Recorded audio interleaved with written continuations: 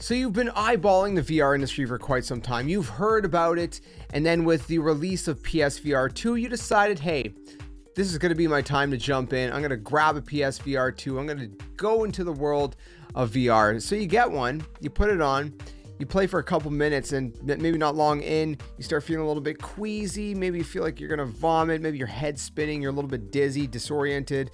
Maybe you got a little bit of a headache even. Whatever it may be. You might have a variety of different symptoms, and you're thinking, oh boy, did I make a mistake buying this thing? Am I not going to be able to play it? Don't worry, you can adjust, and I'm going to try to give you some tips and tricks on how to get rid of these symptoms in this video. Because here's the thing. Like many of you, I'm brand new to VR. PSVR2 is my first VR experience ever. I've never put on a VR headset until now. And when I put it on, I got queasy. The very first couple minutes, it didn't take me long at all. I got a little bit queasy. I was like, whoa, my stomach don't feel so good. And there was even a couple points where my head started feeling super dizzy, like it was spinning. I had vertigo. I had a lot of different symptoms at first, and I started to adjust. And so I'm going to give you some tips and tricks that might help you. If you enjoy this video, stick around for more. And also, this is by no means, super exhaustive. So if you have any additional tips or tricks, leave them down in the comments below for everyone else who might need some additional help. Okay, that's just what worked for me and what I think will help the majority of people. Let's jump into this.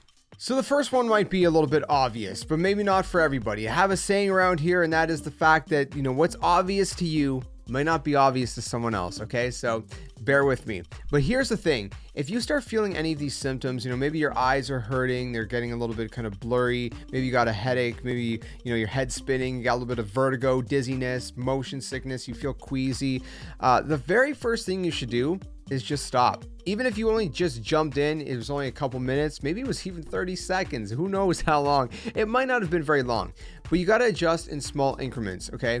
And I trust me when I say this, you will slowly adjust, but you have to take baby steps. You have to take it slow, take one step at a time. So if you're feeling any of these symptoms, take the VR headset off for 15 to 30 minutes even.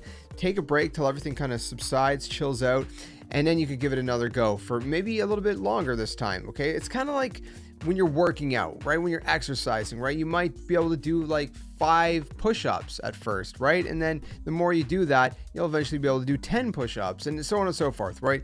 You just got to kind of work these muscles. You got to adjust your brain because this is new, okay? Your brain has no idea what this is. You're tossing it into this world that's overloading your senses, and it's just something completely foreign to your brain, okay? So take it off, take a break, and again, when you come back in small increments and just try little bit by little bit, and you'll slowly be able to do it a little bit longer and a little bit longer and a little bit longer. Now, that said, no matter how adjusted you are, you should always try to take some, frequent breaks. You should do that with any game, but especially with VR, if you can try to take a break every 30 minutes, even just take, a couple minutes off, do the 20-20 rule, right? So stare at something close for 20 seconds, look outside, stare at something super far for 20 seconds, do that back and forth for a few times, and just kind of, work your eye muscles so, you don't have any eye strain, because that's going to cause headaches, and it's going to cause a bunch of other things, dry eyes, and it's not fun, which, by the way, could lead, I guess, sort of to a 1.2 or 1.5, whatever you want to call it, and if you need to, if you're like me and you get dry eyes very frequently, use some of those lubricating eye drops. They can help a lot to kind of make sure that you don't get sore eyes, because if your eyes get dry, then they get more sore, they get more tired, they get more exhausted, more blurry, and then it's just not a good experience. So that's another tip right there. Anyways, let's move on because we got some more stuff to talk about. All right, so the next one is check the game settings. Yes, check the game settings, because obviously, VR has been out for a while now. A lot of developers have, had the time to kind of implement these accessibility features that might help people kind of adjust. So for example, one of them is the ability to kind of teleport or snap, right? So that is the idea that when you're moving, it's not just a fluid movement, it kind of teleports you bit by bit, and you would think that would be jarring and that would probably cause you more motion sickness if anything, but it's the opposite, because again, motion sickness is usually with these kind of whooshy movements, right, that are kind of fluid. So by doing this, by having these kind of teleportation, so teleports you a couple frames at a time, it offsets the whole, queasiness, the motion sickness, and the whole, I guess the whole jarring experience you might be having. And again, you might just have to start with that and be able to turn it off later. Like when I first jumped into the PSVR2, I was trying the Star Wars demo, and the fluid movement was, I couldn't do it. My head was spinning like crazy. I was super, queasy. And then I started to adjust, like I was telling you guys, in the previous, tip. And eventually I turned that snappy kind of feature off, the teleportation feature off, and I just started moving, fluidly. And it was a lot easier for me, and I started to adjust. So again, it just might be a temporary thing.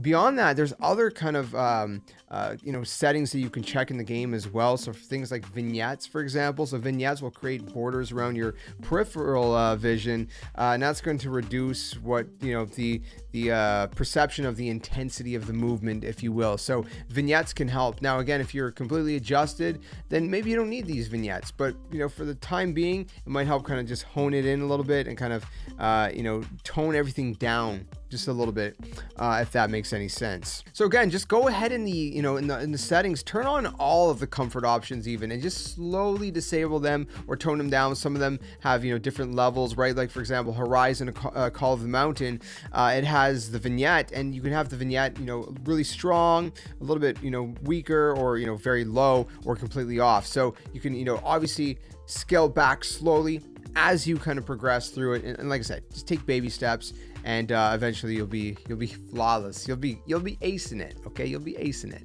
All right, so for the next tip, try some less intense games. All right, don't jump straight into like Horizon Call of the Mountain. I know it's the first party game. Maybe you loved Horizon Forbidden West and Zero Dawn. You just want to jump into this game.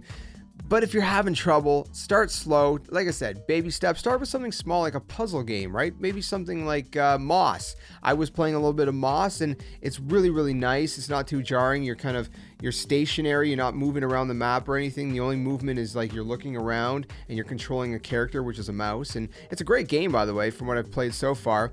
Really, really cool game. Honestly, it's very magical. Start with something like that, or there's a bunch of different puzzle games you can take a look at. I haven't tried Tetris Effect, so I don't know if that would be better. I'm not sure. But maybe like a puzzle game like that, or there's other kind of games that are it's more a little less intense, more stationary, you know what I mean? Not as much movement, so it would probably make you a little bit less queasy. So try some of the simpler games, start small, like I said. So this one is probably super obvious, but make sure you're wearing your PSVR2 headset properly, because if you're not wearing it properly, it can kind of disorient you as well, right? It can make things seem off and wonky. It can make things seem blurry, right? Because like I mentioned in a different video, there's a sweet spot to this thing where you got to have it in a nice position, or if it's not in the right position, then things get a little bit kind of fuzzy, and maybe that's going to mess with your brain too and cause all sorts of issues, and sore eyes and headaches, and maybe some queasiness from that as well. So make sure it's on right. If you want to know how to make sure that everything is as clear as it can be, I made a video on that. I'll link down in the description below. But in terms of just wearing the headset properly, that can go a long way as well. So make sure you're doing that. Again, if you don't know how to wear it properly, there's a whole section under the PSVR2 settings on the PS5 console that you can access, and you can go ahead and you can see exactly how to wear this thing properly. It'll teach you step by step, so it's very, very easy and accessible. So those are the tips and tricks that I have for you guys. I don't really have a whole lot more beyond that. Again, if you guys do, let me know, and let all of us know in the comment section below, so we can, help each other out with our experience in the VR world, because it'd be a shame if someone just gave up because of some of these symptoms, because again, you will adjust. Like I said, some people might take a little bit more time than others. You might need to take smaller baby steps. Other people might be able to take larger steps. You just go at your own pace. Everybody's different. Everybody's brain's different. Everybody's eyes are different. Everybody's, perception of these senses is different. And again, it's just, you might need a little bit more time, and there's tons of accessibility options, like I said, in the settings to help you out.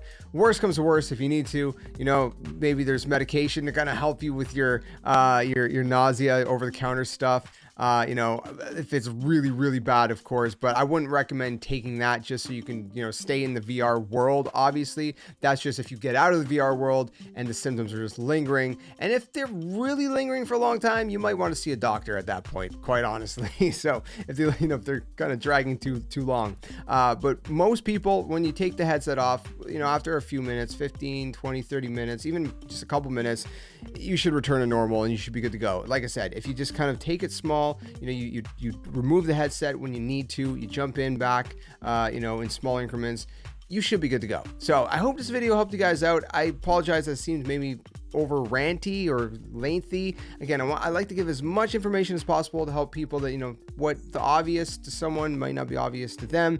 So everybody has, you know, as much information as possible with these videos. So if you enjoyed it, leave it a like. If you didn't like it, dislike it. Let me know why so I can improve the content in the future. And I'll see you guys soon in another one. Until then, game on and enjoy your ride with the VR world, my friends.